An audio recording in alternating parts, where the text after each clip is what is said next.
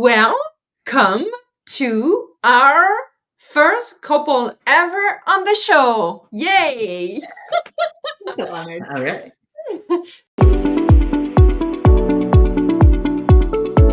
So you're gonna guys introduce yourself. I just want to remind all of you that we are celebrating the book Are You Visible, which allows me to have amazing conversation with entrepreneurs about their relationship with the visibility. What does it mean to you to become visible more and more and more and more as you grow your business and generate cash and revenue so that you can grow and impact even more people with your business? Yeah. So, Dr. Jeni and Cal, please, I'm going to let you introduce yourself. Tell us where you're talking from, who you serve, and why do you do that? Cool. Well, I'm Calvin Osili, And I'm Dr. Jeni Wahlig. and we're based just outside of Seattle, Washington, in the United States. And our business, PowerfuLove, supports partners and couples to create improvements in their relationships by their own selves, right? Like, so each partner learns how to do that. Yeah. I'm a little thrown off in my introduction because Wahlig's picture went away from me. I'm here. You're still here. Okay. I'm like, wait, is she still here? Did she go away? It said record. I know. I'm here. Look, I'm going to show you I'm here. No, I believe you. That's I hear cool. you. I hear you. I'm just sharing with our people in the group. That's okay. Excellent. That's now I understand. So now that my brain is back on track. Yes. So our business, PowerfuLove, supports couples in or individuals within a committed relationship to learn how they could be the one to improve their relationship, even if their partner isn't participating alongside them. And why do we do it? You want to take that one, babe? Well, I think we do it for a couple of different reasons. Just the biggest why is we have like this spiritual vision and mission really in life to help end the struggling and suffering that happens as a result of relationships that aren't working. And I think when you really start to look at the world, you recognize that pretty much all of it is relationships. And so there's a lot of area to help people with. And so, you know, we just really find a lot of our own joy and purpose. Right. In helping people have more like evolved, more better feeling and more conscious relationships, because it really just opens up life and your world in all different types of ways that you wouldn't otherwise get to experience if you didn't step out into the journey. I think the other big reason why we do this is because we've lived it. And, you know, like I've been a relationship nerd for my whole life. I got my bachelor's, master's, and PhD in couple and family therapy. It was in private practice for over a decade. And I've still been divorced twice and struggled like crazy in my relationship with Cal, who I believe to be my soulmate. Yeah, we struggled in our own relationship. We dated for a year. Yeah, we dated for a year. We broke up for 7, married other people, and then got back together, and it still wasn't great. Yeah, it was still really hard. And she had her PhD in it, and it was just sort of like, wow. I'm supposed to have this figured out by now, right? Like, I'm a relationship expert. and we had 7 years to like mature and get better at being people. And then we got back together, and it was like, oh wow, this might be worse.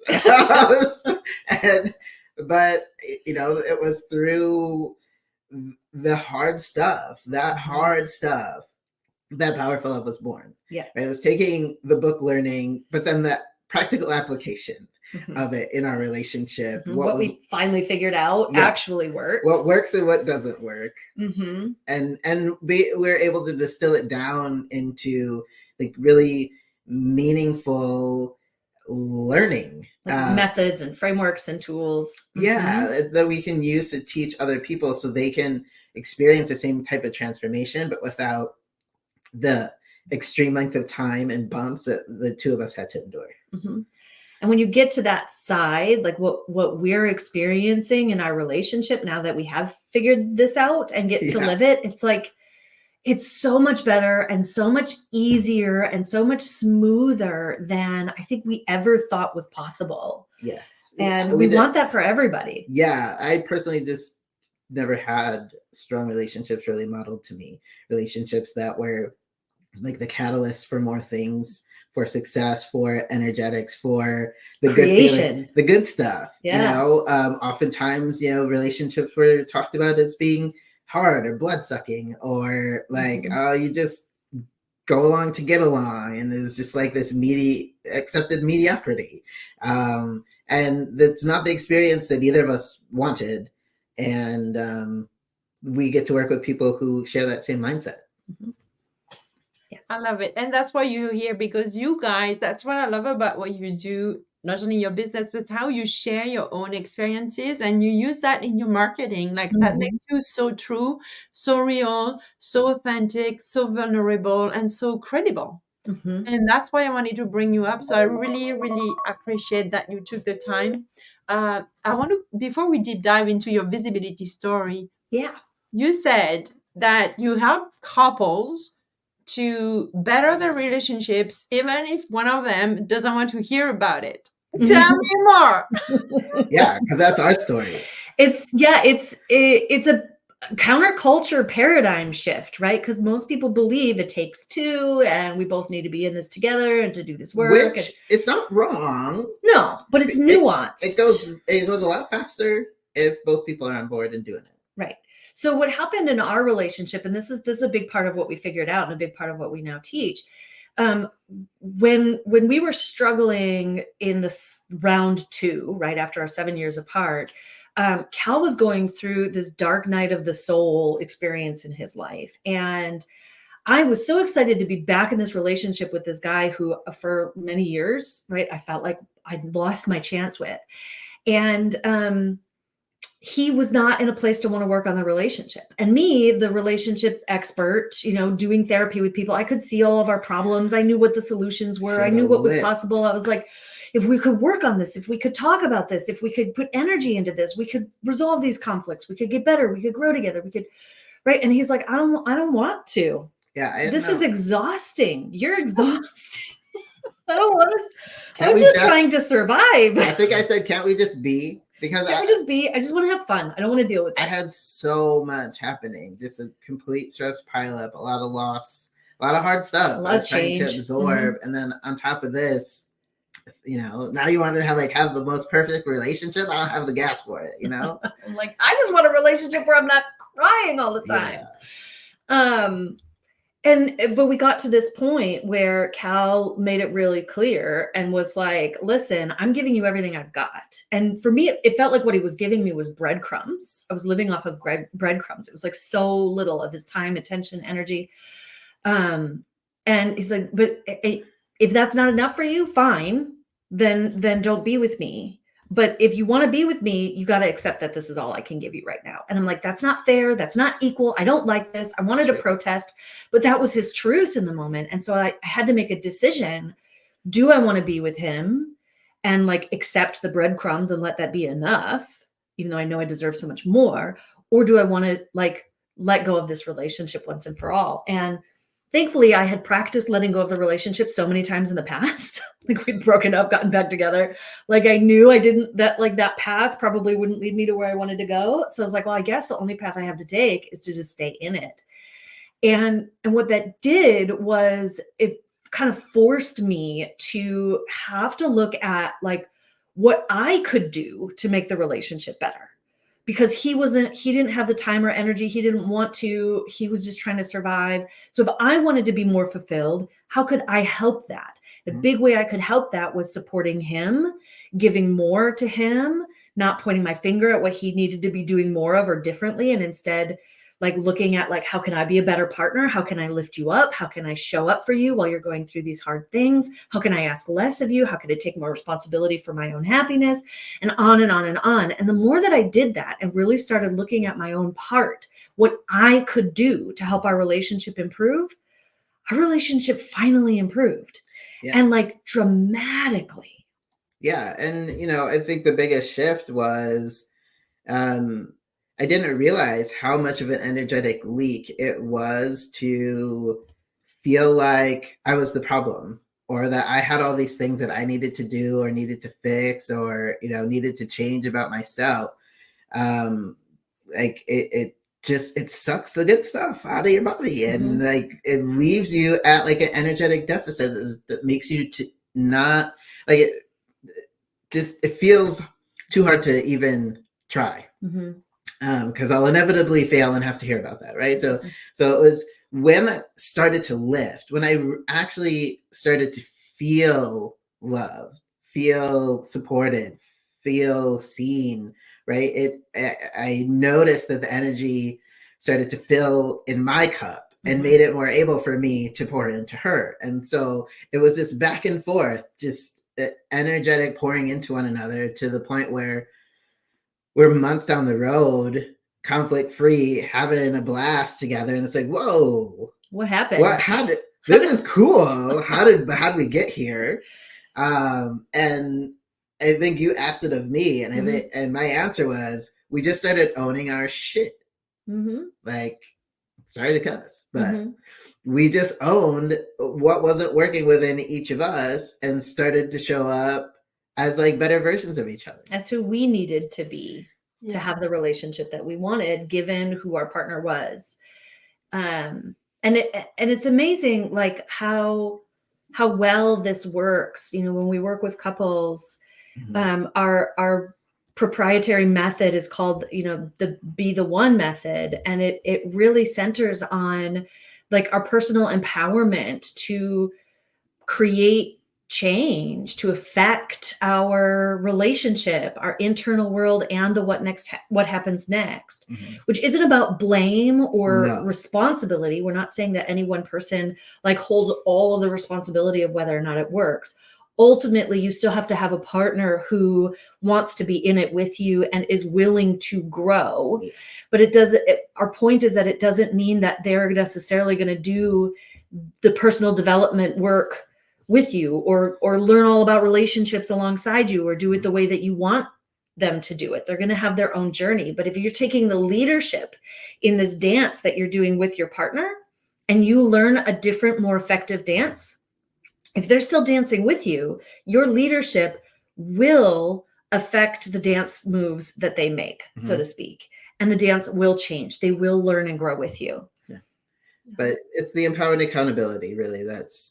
It's the game changer. Accountability. And what I hear also is that the way you said, kind of that, you felt the shift, that suddenly you didn't feel the push anymore. You felt like you had the space to take your time, and that you were, and then you, Jeni, you were holding space for him.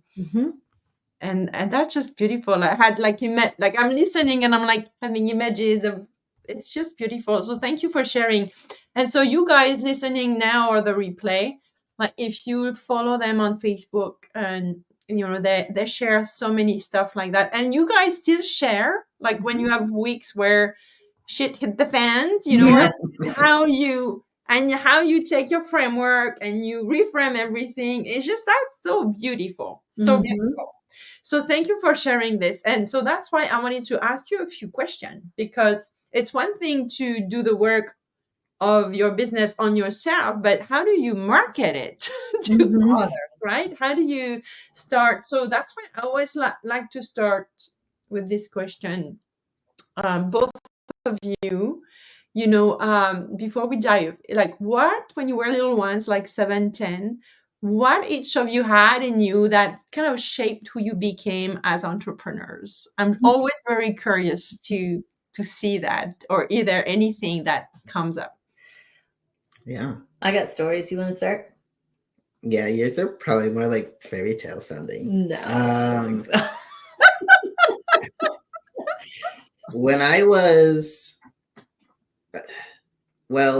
between 7 and 10, there's a lot of truths that were very apparent that I think I let the world talk me out of.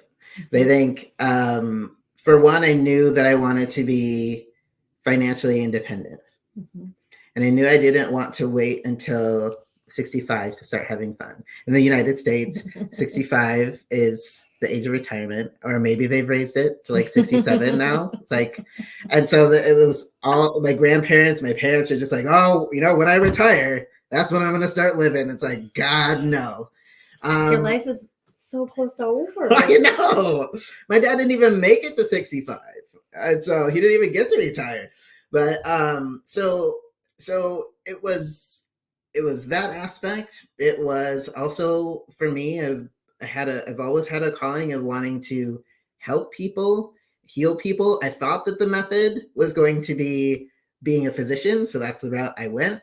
I got it all the way to accepted to medical school, and then the universe was like, nope. A whole lot of life fell apart. But throughout my life, it's been a calling that, like, sharing of myself, being a mentor, helping people like recognize and seeing the good in them, helping to recognize that in themselves. It's always been a thread in everything I've done, whether it was athletics, military, healthcare, IT, leadership. Like it was always woven through my life, but it started at those ages. Mm-hmm. Yeah. Cool.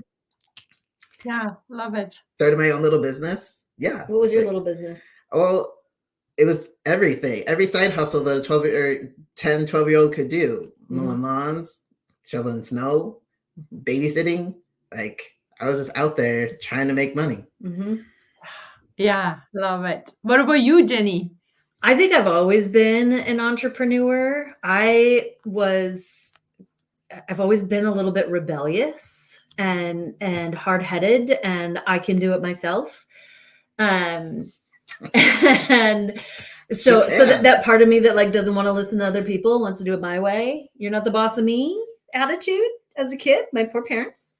Sorry, Mom.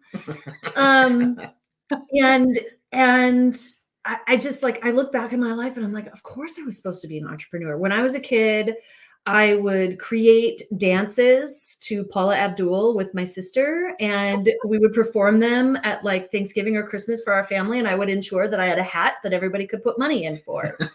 I would paint rocks as a kid and put it in my little red wagon and go door to door and knock on people's doors to try to sell rocks, painted rocks to all my neighbors in the neighborhood. I would make bracelets, like those little string bracelets, and try to sell those. I just knew that I didn't want to work for somebody else. And that knowing, coupled with like my rebelliousness, and determination to be independent, I think really prepared me for the entrepreneurial journey to a large degree. Yeah. Yeah, I love those stories. And, sometimes we don't spend enough time to remember those days. Mm-hmm. They're so important, right? Mm-hmm. How courageous was that? That's so cool, right? Yep. So, but when it came time to build PowerfuLove, your business,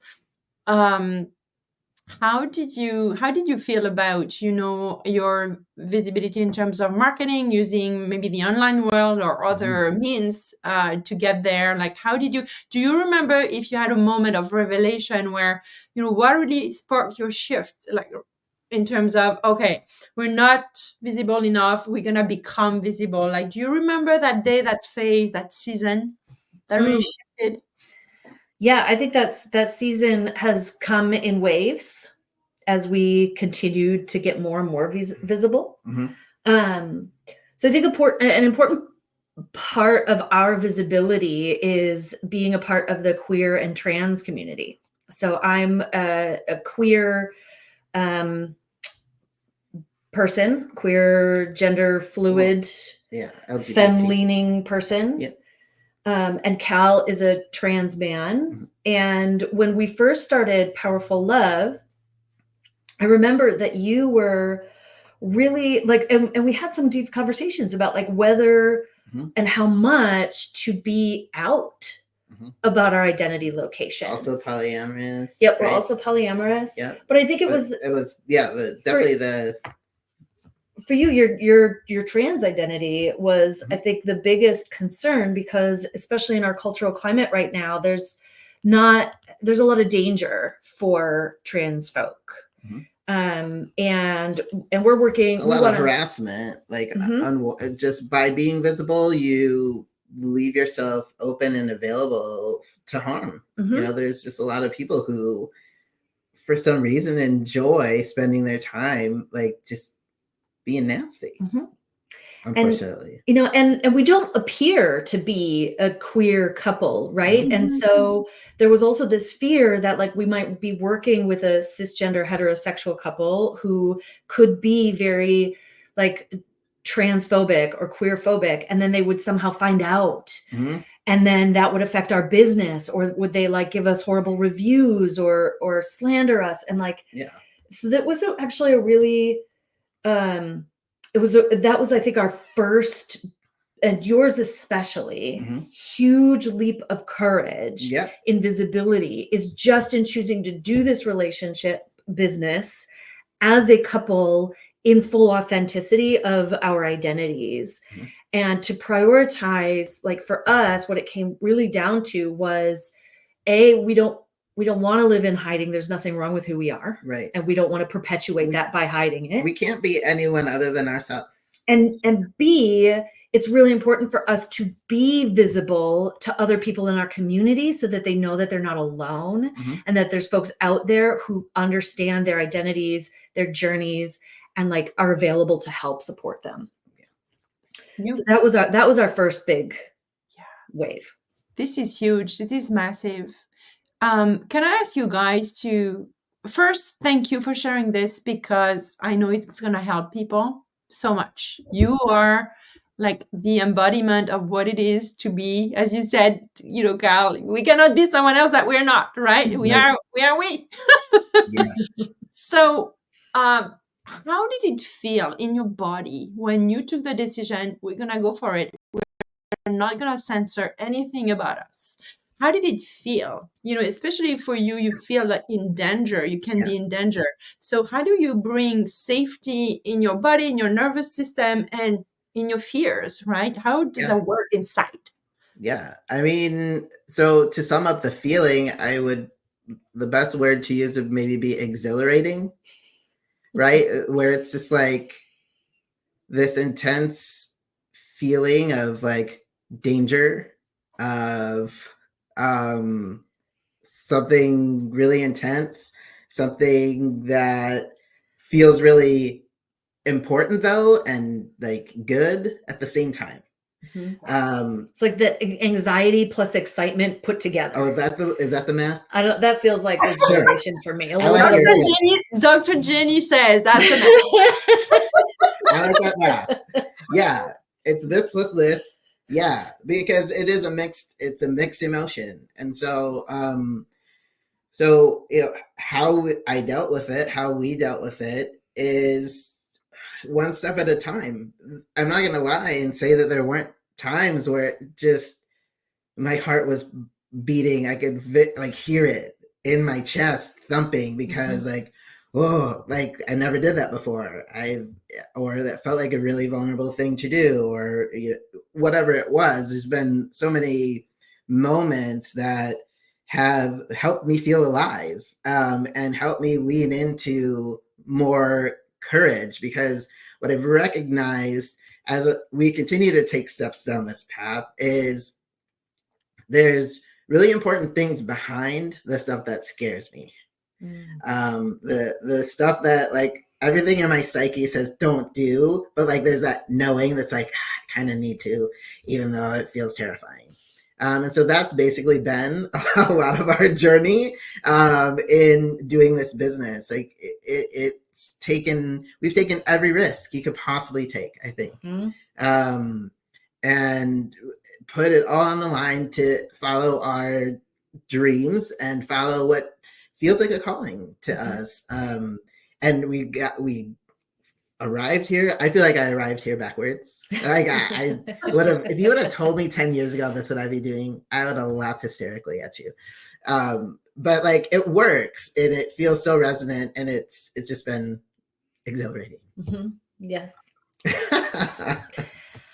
I would say that, like, for me, I'm a little bit more practiced, I think, at taking risks because of a lot of privileged locations. There's not been as many consequences. Or your risks don't feel as for steep, me. though, I think is what it is. That's, I mean, it's both. Yeah.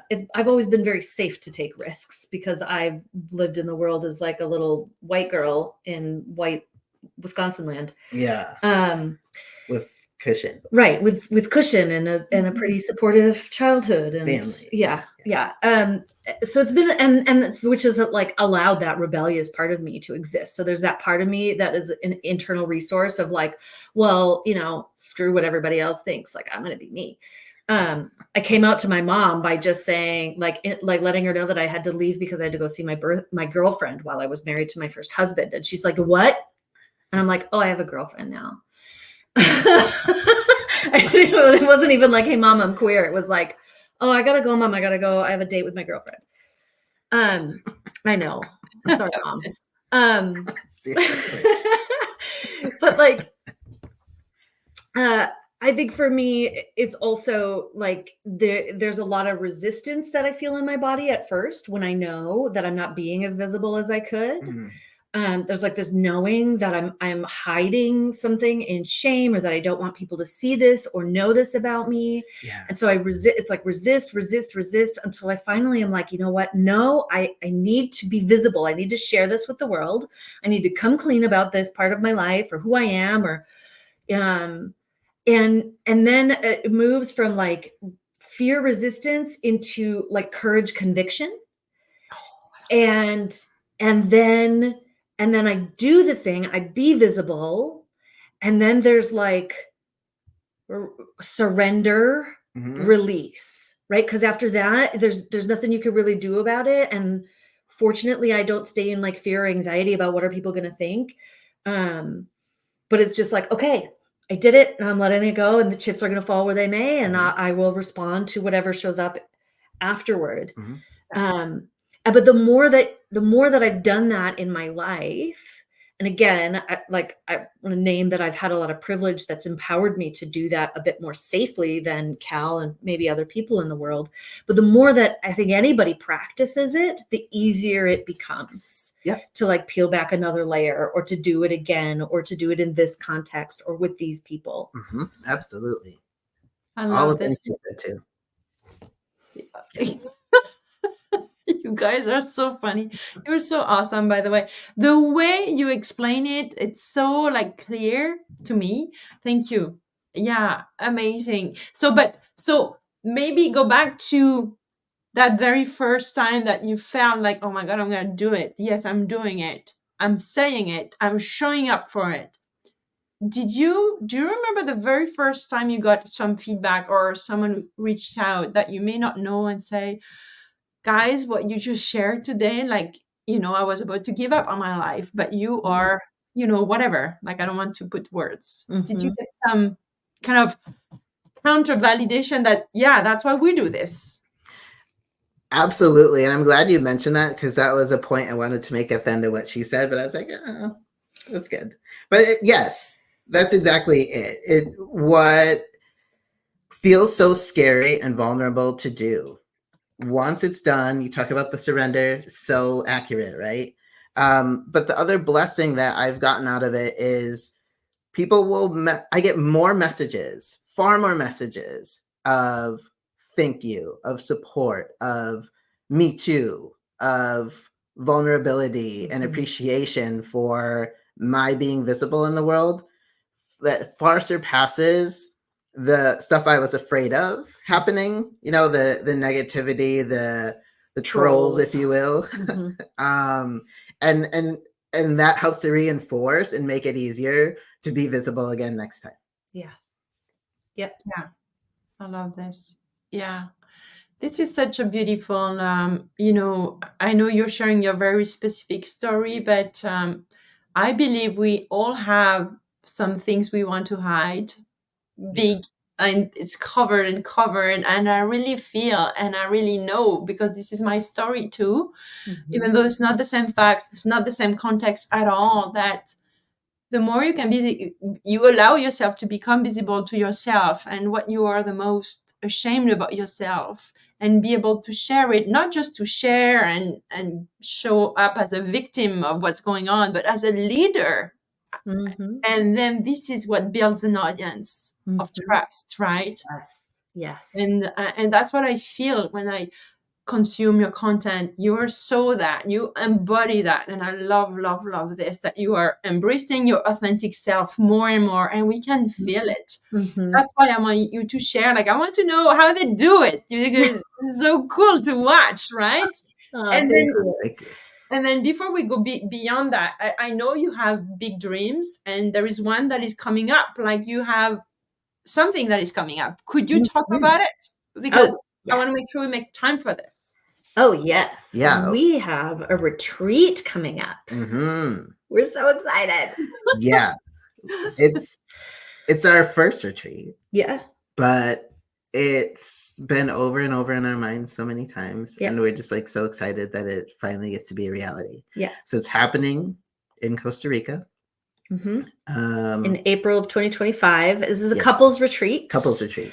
We call it Revitalize and Reignite. And this is a wonderful opportunity for couples who have found themselves a bit disconnected, haven't been able to give their relationship quite the attention that they've wanted to, or just want to go deeper in their intimacy and connection and joy and take their relationship to the next level.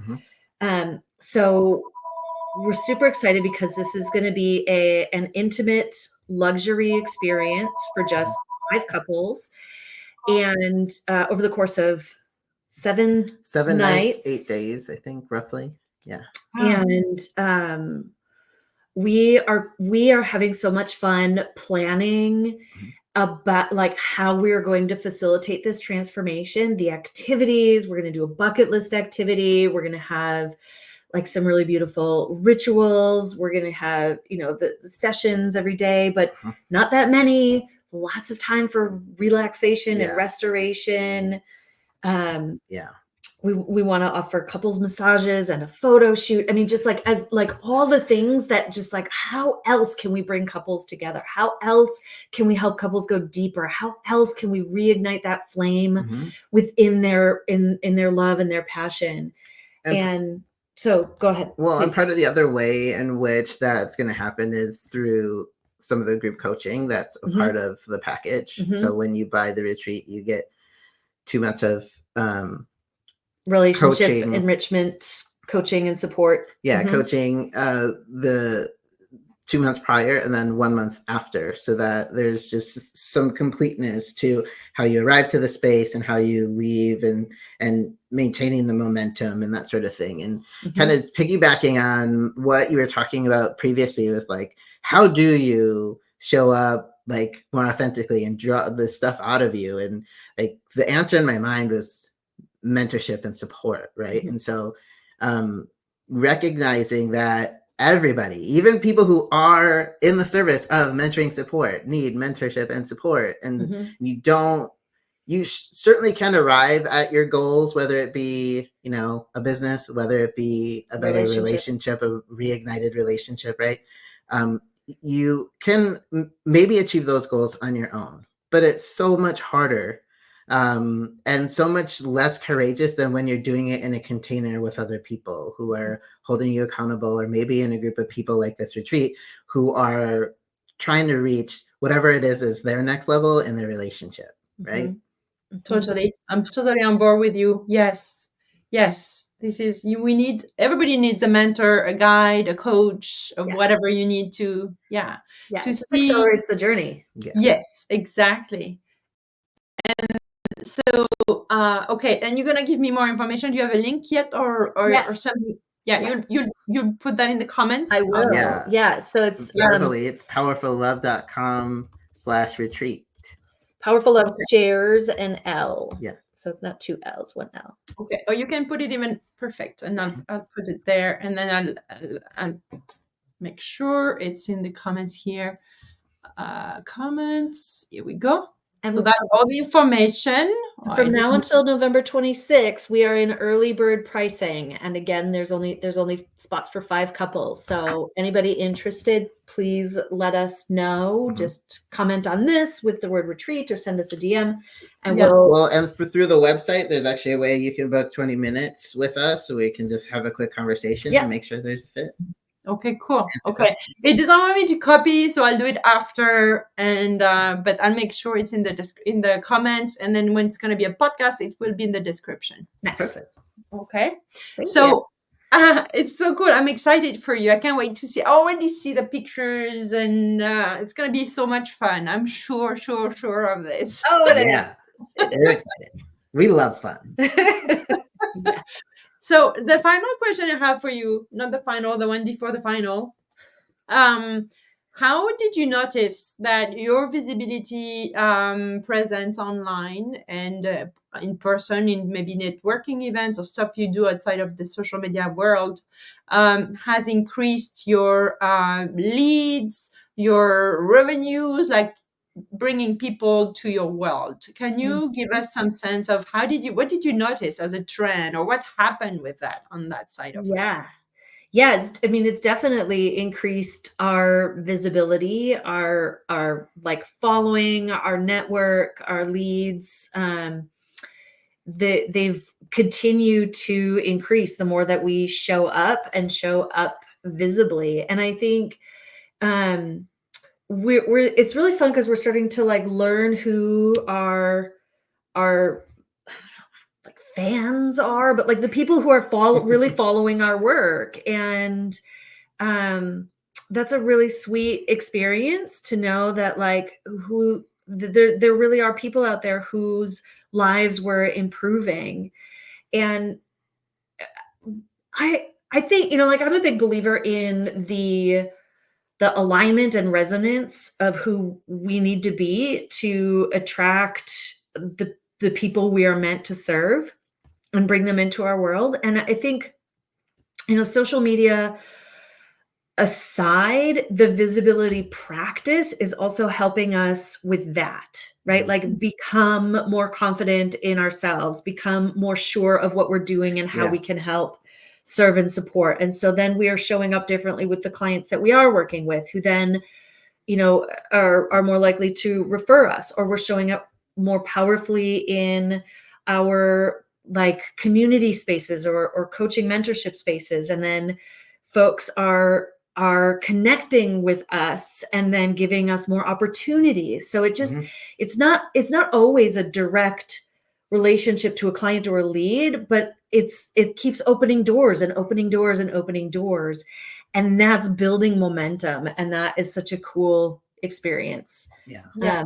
But certainly our business is improving, increasing revenue, increasing. All of the things that you want and hope happen in your business are absolutely happening. Yeah. Is there a specific way of showing up online that really works for you like personally, but that you see that really brings more traction than others? I'd say no. No, not yet. Not it's something that is like, yes, this is this. It's really hard to tell, honestly. I don't feel confident that I know that there's an answer. Well, what about you? I can say that for myself, I enjoy just getting on and doing like live videos and talking at the camera. It takes less time. I can do it when I'm inspired. I can blab and tangent and whatever, and just put it on live and get it out there. And I've noticed, and it's just so exciting. Like it used to be that like 20, 30 people would watch one of my videos. Now, like consistently, there's like 200 people or 200 plays on the video. And I'm like, I don't know how long they're watching it for, but that's a lot of people. Yeah, like you never know. So Cal, I think you are still not maybe in terms of visibility, but in terms of like posting and writing. That's not your favorite thing to do. No. Post and write. I have a lot of fun. I like to repost stuff. I could do that all day. Yes. But where I've seen you really like shine in your visibility and authenticity is when we get to do things like this, like be on podcasts or do we have a podcast called Next Level Love Stories, where we feature real life love stories of people who are living a next level love and how they got there. Or when we're doing like our weekly live streams, and you just get this opportunity to speak organically of who you are and what you've learned and what you think is important. Like there's such a beautiful moment for people to really see you, because and the easiest one. So I think that's finding what works, right? Because in the beginning, I had this idea that like what we had to do was posting. Like we had to post, we had to write things, we had to do it this certain way. And in the beginning, I had a huge resistance to live stuff. I'm sure, like so many do. It took a few, you know, but now it's no big deal. I feel really comfortable in knowing how to like speak about myself.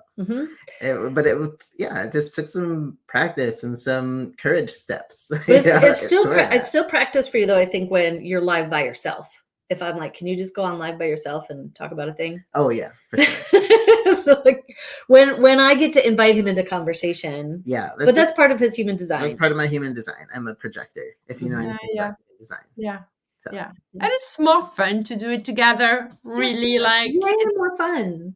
Yeah, I like hanging out together. And that's why also I like to interview people, because at least I'm not alone on the screen. You know, we hang out and we share wisdom and we inspire others. Like, come on, exactly. It's so lucky. Yeah. Yes.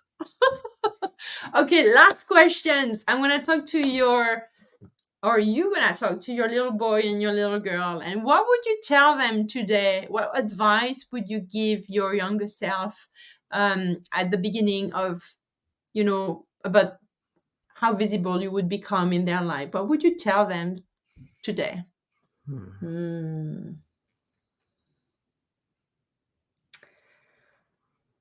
I would say be courageous, sweet one. More people are going to like you than you think. Yeah. Yeah. Mine was kind of along courage too. Like, be courageous, and who you are is more than enough. Okay, guys, you give me tears. That's so beautiful. Thank you. That's a beautiful way to wrap up. Thank you so much. Great question.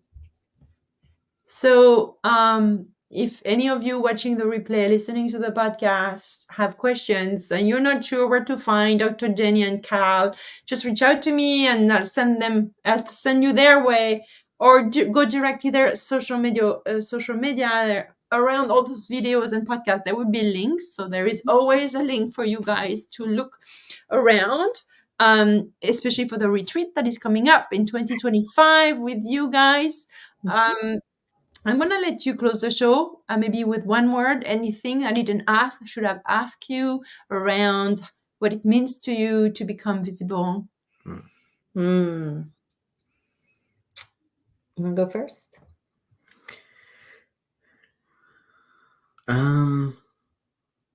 Yeah, I mean, what it means to be visible is, for me,